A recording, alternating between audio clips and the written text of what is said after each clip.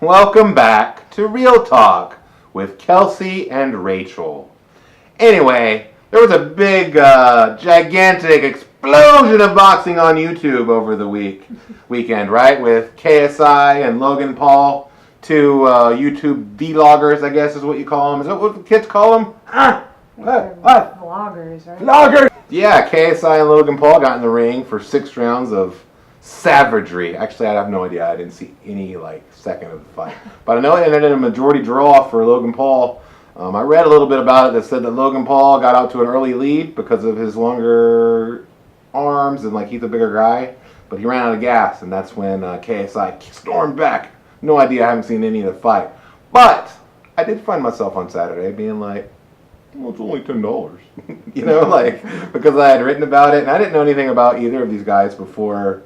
I had never heard of KSI at all, and then I only know that people were mad at Logan Paul for something. I didn't know what it was for, so I had no idea who they were or where they came from.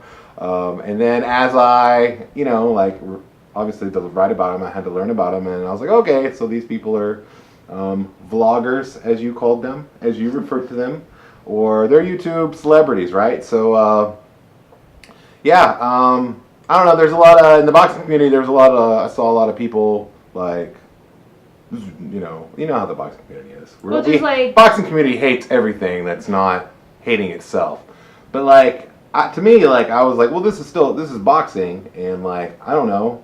I'm kind of interested in it, because it's two people fighting, and I happen to know about them because I had to research about them. So yeah. I want to see who wins. Well, and other people, I guess, know about them because of their YouTube. Yeah, they've got millions and millions of people following them on YouTube, and both of them make videos, and make music. They're really talented and successful people in this genre in this age of YouTube, whatever. I have no idea. We're not really good at it, so.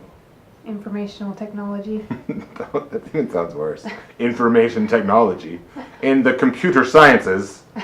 But yeah, so. Well, I don't think that you can fault anybody for having a hobby and an interest. So if you are just interested in boxing and that's what you maybe like to do in your free time. I know people that play softball. People go and watch softball tournaments, right? Amateur. They don't have tons of people out there, but there's people that watch stuff like this, and it's an amateur thing. So, what can you, fault out of, people having a hobby and interest and other people just wanting to, watch it? Then I think you just add into the mix that these two specific people are well-known, have some amount of celebrity. I guess for me, as long as I love when people, they took it very seriously. They trained their asses off for the fight. Yeah, it's a risky thing. And they, I don't know what the fight was like, but I know that they were really putting in the effort. And I saw KSI's previous fight that he had against Joe Weller. So I'm saying that, how is that not good for boxing? And also, if you think about it, this event was watched by so many people out there who have no idea what boxing is, or probably have never really watched boxing, and that exposes them to the sport for the first time with two guys that, again, I think they took it very seriously. They had a lot of pre-fight antics and stuff, but sort of professional fighters. Who cares? This is what they did. So I thought overall it was good for the sport of boxing, in the same way that I thought Floyd Mayweather and Conor McGregor did a good thing for boxing too. It brought more people exposure. They brought exposure to the sport of boxing to people that would otherwise never see it.